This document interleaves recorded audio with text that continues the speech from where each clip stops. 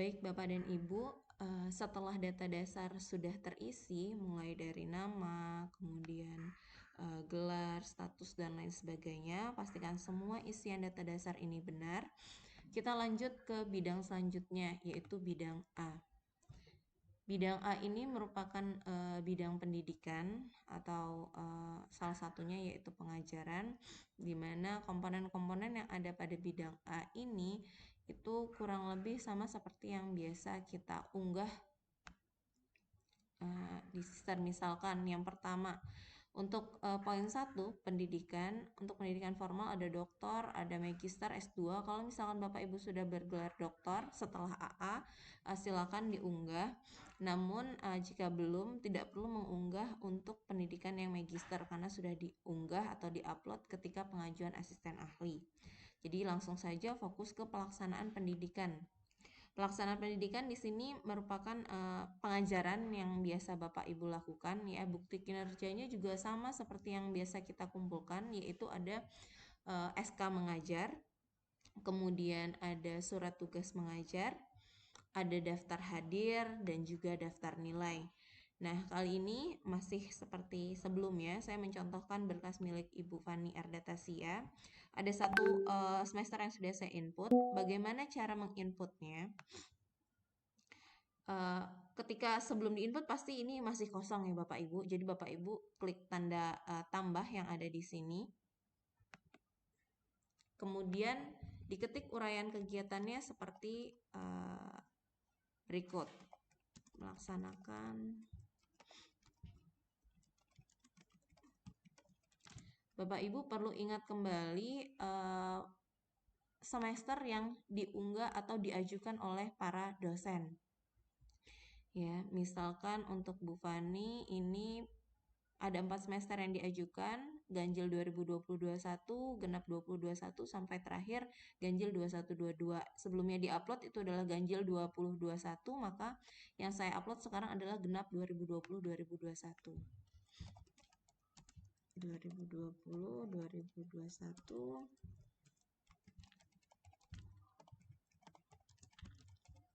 dengan rincian sebagai berikut. Nah, berikan rincian mata kuliah yang ada pada semester tersebut. Jadi, misalkan milik Bu Fani, untuk semester genap 2020-2021, ini ada 4 mata kuliah yang diakui. Perencanaan pengajaran, strategi, belajar dan pembelajaran, serta ekonomi makro menengah. Nah, mata kuliah tersebut yang Bapak Ibu upload di tadi, ya, diunggah di tadi. Perencanaan, strategi,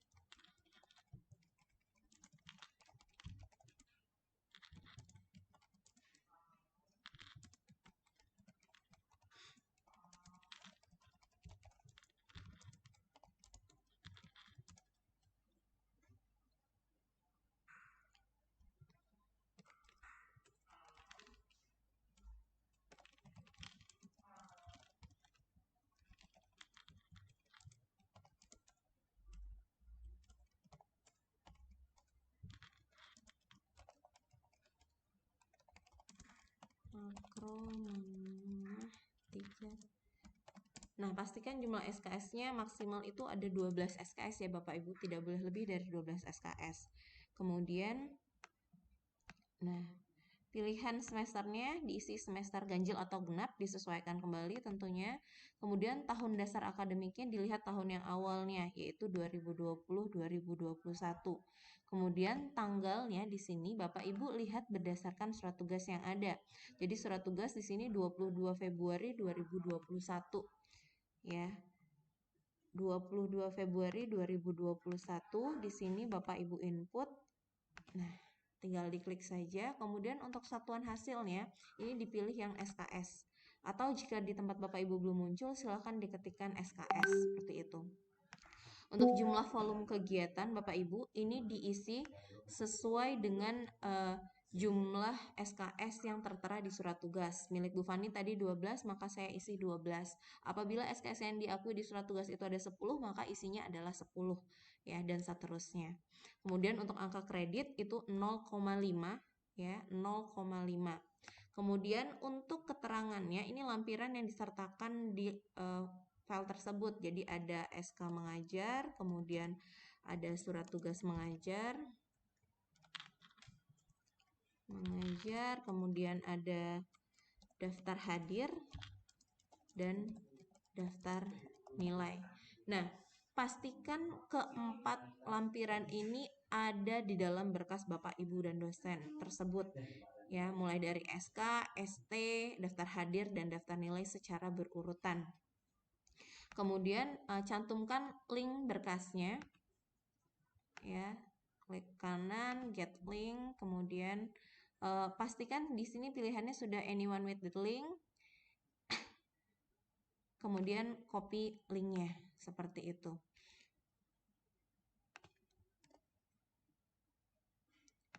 Jika sudah, Bapak Ibu tinggal klik save di bagian bawah, maka nanti akan otomatis tersimpan.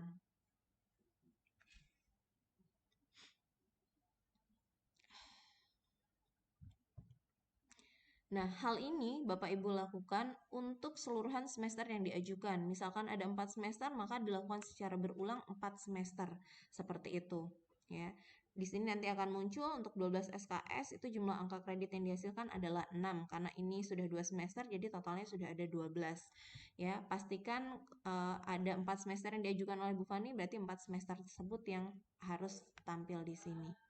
Jika sudah, saya lanjut ke bidang yang lain. Selain pengajaran, ada bidang-bidang lain juga yang harus diupload ya. Misalkan yang biasanya jika dosen-dosen tersebut dosen pendidikan ada membimbing mahasiswa PPL, ya, membimbing PPL, KKN dan lain sebagainya. Nah, itu bisa dimasukkan ke poin C, membimbing kuliah kerja nyata, praktek kerja dan praktek kerja lapangan, termasuk bimbing mahasiswa praktisi mahasiswa kampus mengajar, mohon maaf, kampus mengajar. Itu juga bisa dicantumkan di sini. Nah, perlu diperhatikan Bapak Ibu, untuk PPL ini berapapun jumlah mahasiswanya dihitungnya per kegiatan. Jadi satu kegiatan, misalkan satu PPL meskipun itu ada 8 mahasiswa, dihitungnya hanya 1. Jadi kumnya hanya 1, seperti itu. Di sini saya sudah memberikan contoh salah satu. Nah, bagaimana cara menguploadnya? Sama seperti tadi ya, kita klik tambah, kemudian sampaikan uraiannya, misalkan membimbing mahasiswa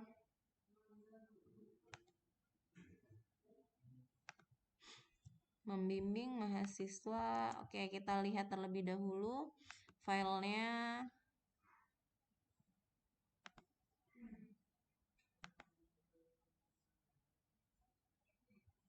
Nah, membimbing PPL.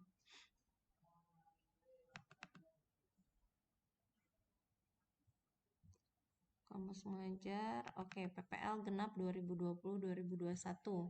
Nah, di sini rekognisi juga termasuk di dalamnya Bapak Ibu. Jadi boleh di sini rekognisi pembelajaran lampau SMK Joyorejo ya untuk tanggal 30 April 2021. Ini juga bisa kita copy, kemudian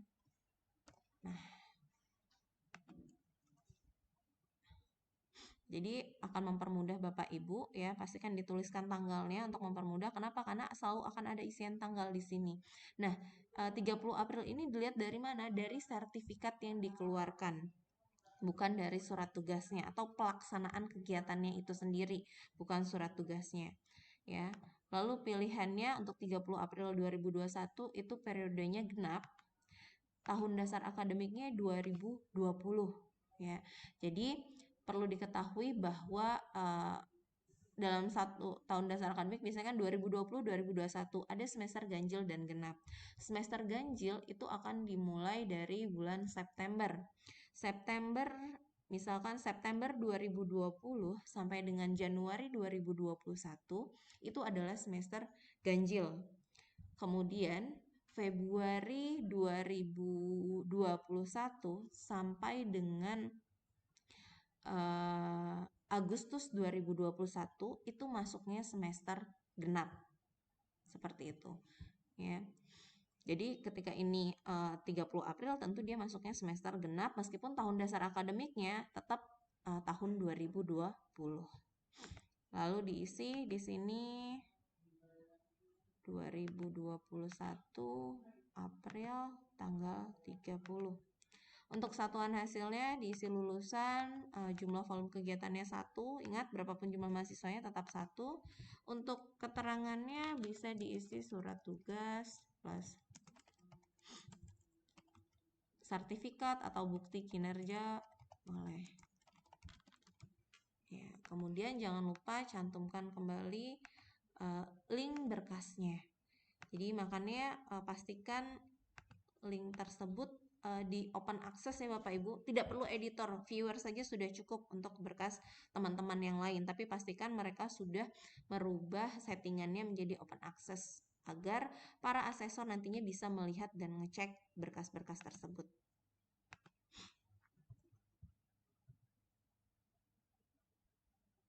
Nah, seperti ini. Jadi nanti akan muncul seperti ini dan dilanjutkan untuk keseluruhan berkas. Ini untuk poin yang membimbing PPL. Kemudian setelah membimbing PPL di situ, nah di sini untuk asisten ahli kolektor itu para dosen sudah harus dan wajib membimbing mahasiswa dan menguji mahasiswa skripsi. Ya, jadi pastikan di sini ada pembimbing utama, bukan pembimbing pendamping atau pembantu ya, tapi pembimbing utama. Pilihannya adalah skripsi. Nah, kalau di sini kebetulan sudah saya input miliknya Bu Fani. Untuk pembimbing utama ini batas maksimalnya adalah 8 mahasiswa per semester. Saya tekankan batasannya adalah 8 mahasiswa per semester, seperti itu. Ya, jadi pilihannya sama seperti tadi, ada uraian kegiatan, ditambahkan semesternya dan lain sebagainya dan diupload. Lalu keterangan bukti fisiknya itu ada surat tugas pembimbing dan juga kartu bimbingan. Pastikan kedua file tersebut yang menjadi lampiran untuk poin membimbing mahasiswa. Selanjutnya setelah membimbing mahasiswa tentu kita juga diwajibkan untuk menguji. Menguji skripsi di sini terbagi menjadi dua poin ya. Ada ketua penguji dan juga anggota penguji. Untuk ketua penguji itu ketika di berita acara bahwasanya Bapak dan Ibu dosen berperan sebagai penguji 1. Sedangkan ketika Bapak Ibu dosen itu sebagai penguji 2, maka dia nanti akan masuk ke dalam kolom anggota penguji seperti itu. Saya berikan contoh di sini untuk ketua penguji. Kita lihat berkas miliknya Bu Fani, ketua penguji.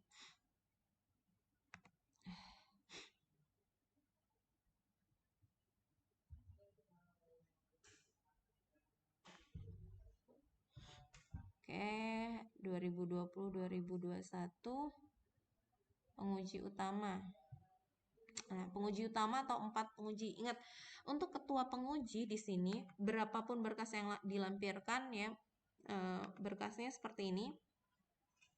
Jadi ada surat tugas penguji skripsi, kemudian ada berita acara dan juga ada nilai, Bapak Ibu. Ya, jadi ada 3 surat tugas, kemudian berita acara, kemudian ada nilai. Ini untuk satu mahasiswa. Dilanjutkan kembali surat tugas, kemudian berita acara dan nilai. Nah, di sini Bu Fani melampirkan ada 24 lembar atau halaman, dimana kalau dibagi 3 ya, karena satu mahasiswa 3 berarti ada 8 mahasiswa. Tapi Bapak Ibu perlu memperhatikan ini adalah penguji utama atau penguji 1. Penguji utama atau 1 itu yang diakui batas maksimalnya adalah 4 mahasiswa. Jadi berapa banyak pun yang dilampirkan di file tersebut, yang dihitung adalah 4 mahasiswa. Seperti itu. Jadi kita isi tambah di sini ya sebagai ketua penguji.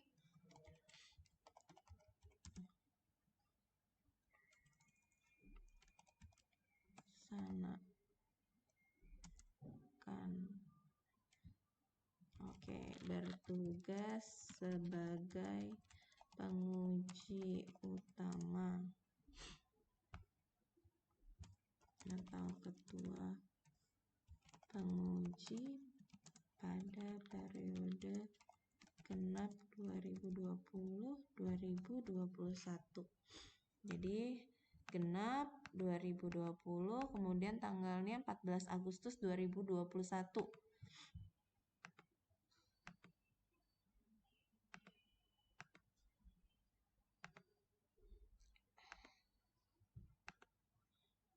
Nah, tanggalnya dilihat dari mana Bapak Ibu? Tanggalnya dilihat dari bagian bawah sini, biasanya ada tanggalnya nih.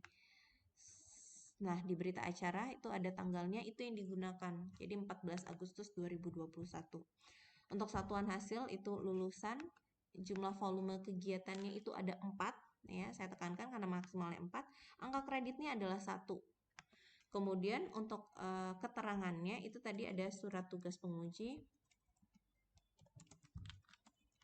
ST penguji, kemudian berita acara, dan nilai. Oke.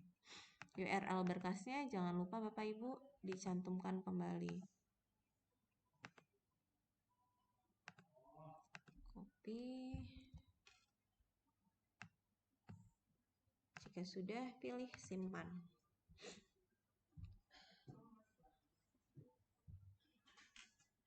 Ini untuk yang penguji skripsi, ya.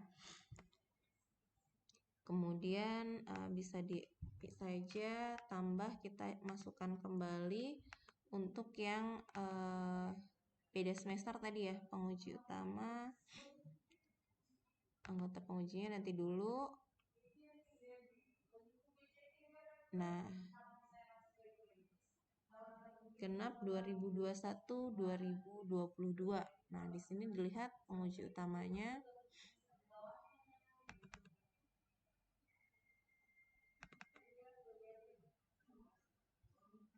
Ada 9, berarti ada 3 mahasiswa ya sebagai penguji 1, 29 Januari 2022.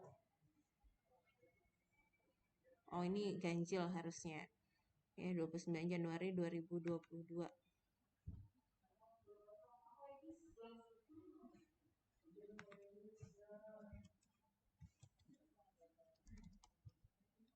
Ganjil 2021-2022. Jadi ganjil, kemudian 2021, 29 Januari 2022. Satuan hasilnya itu lulusan, ada 3 mahasiswa, angka kreditnya 1, ST penguji, berita acara, dan nilai. Kemudian cantumkan kembali linknya.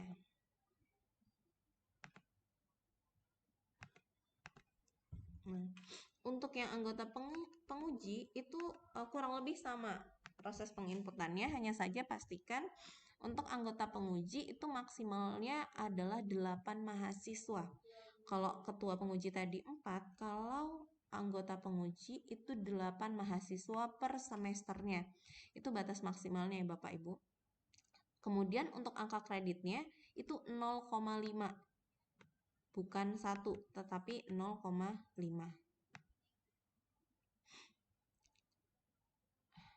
Di sini ya, saya berikan contoh 1.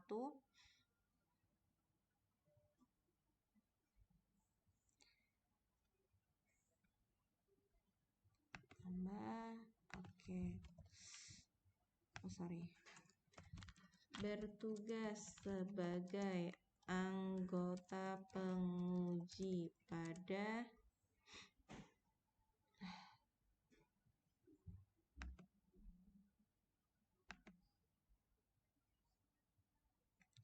genap 2020-2021 tadi ya. Genap 2020-2021. Kemudian untuk berkasnya di sini ada 8 mahasiswa untuk 14 Agustus 2021. Genap 2020 14 Agustus 2021. Oke, satuan hasil masih sama, lulusan. Tadi ada 8 mahasiswa, angka kreditnya adalah 0,5.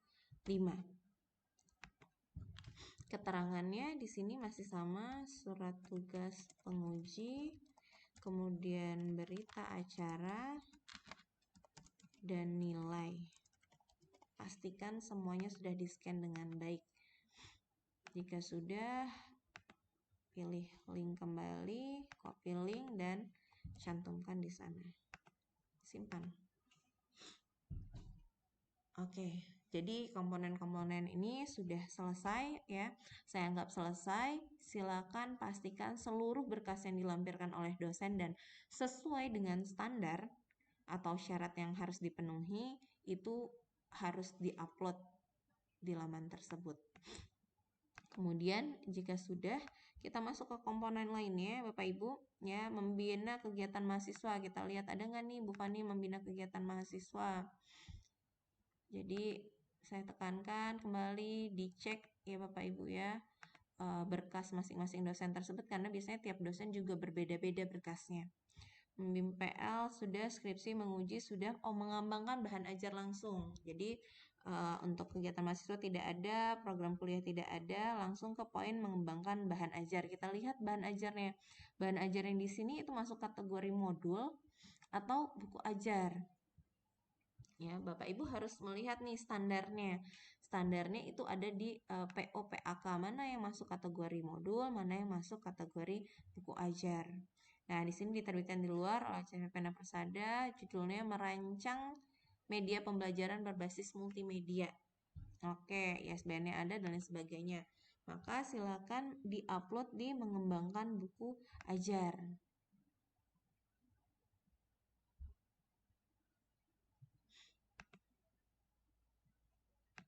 Buku ajar ini kumnya 20 ya Bapak Ibu ya. Beda dengan modul. Modul itu angka kreditnya atau kumnya adalah 5. Nah, di sini mengembangkan buku ajar bahan pengajaran berupa buku ajar dengan judul, cantumkan judulnya apa.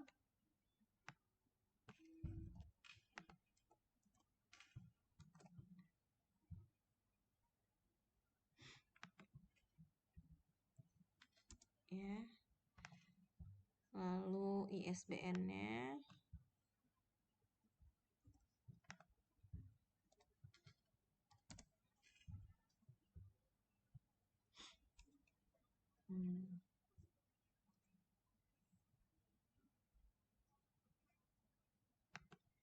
Kemudian boleh di awalnya ditulis penulis pertama. Penulis pertama dari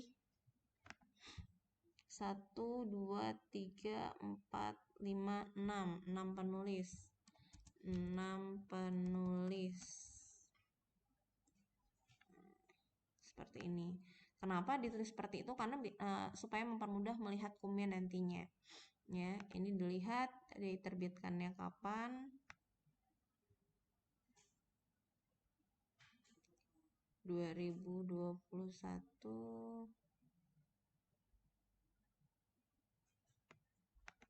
Oke. Kalau misalnya tidak ada, bisa dilihat di Scholar.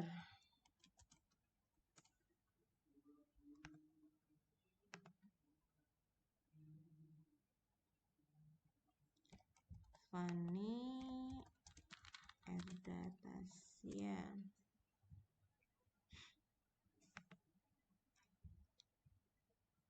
Oke, kita lihat sudah masuk atau belum.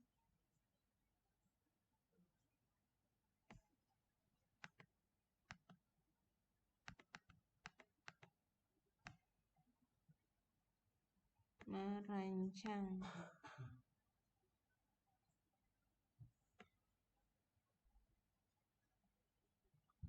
Oke, atau kita ambil ini aja terlebih dahulu ya. Nanti silakan dikonfirmasi ke masing-masing dosennya terbitannya kapan ya. Misalkan ini di tahun 2021. Seperti itu. 2021.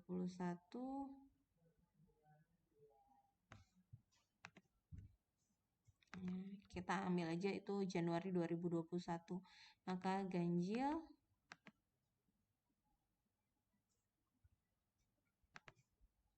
2020-2021. ya, tanggalnya misalkan saya buat Januari, kemudian tanggal 23 Januari. Untuk satuan hasilnya itu buku, kemudian volume kegiatannya itu 1, angka kreditnya karena sistemnya masih 60-40, maka 60 dari 20, 60% dari 20 adalah 12. Seperti itu. Untuk keterangannya, bukti kinerja, URL berkasnya, kemudian dicantumkan kembali bukunya.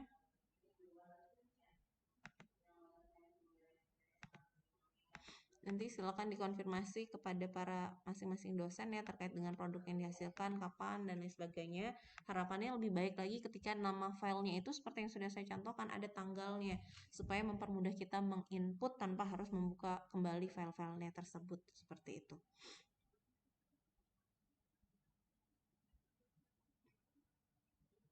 Oke. Ini sepertinya saya salah nih ya. Harusnya tadi 2021. Nah, pasti baru dia.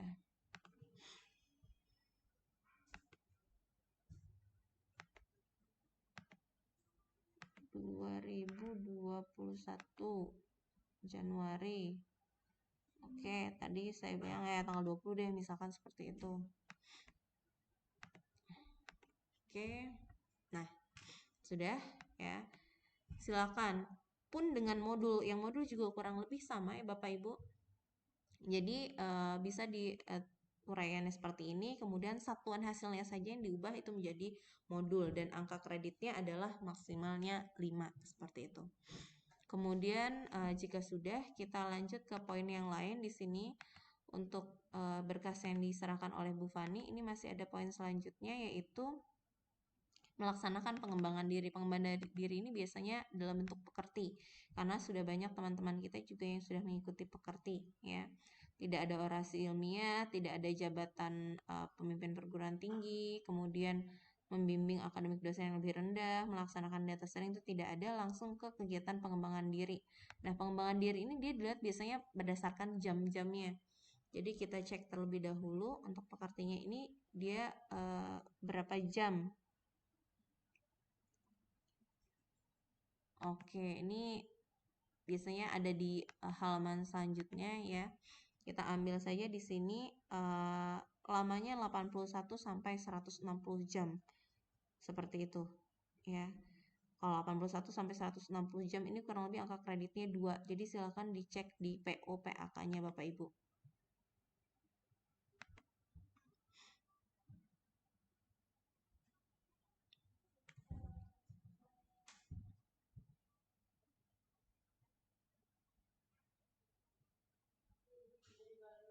Oke, tambah ya.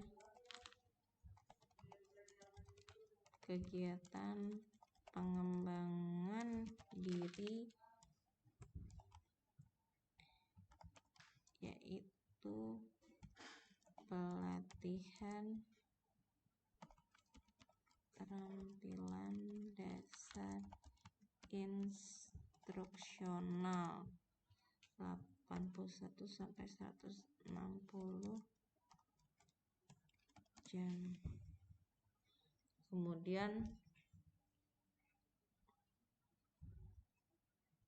untuk tanggalnya dicek kembali itu 1 Oktober 2021.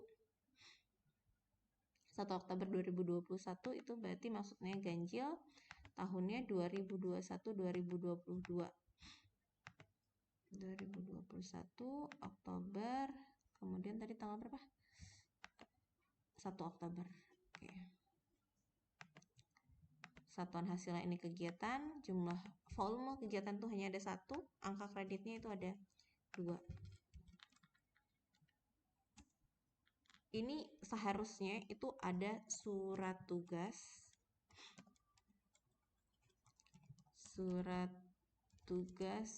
dan sertifikat. Jadi nanti kalau misalkan ini silakan dikonfirmasi ke dosennya, pastikan berkasnya itu ada surat tugas dan sertifikat ya. Di sini saya hanya memberi contoh terlebih dahulu saja.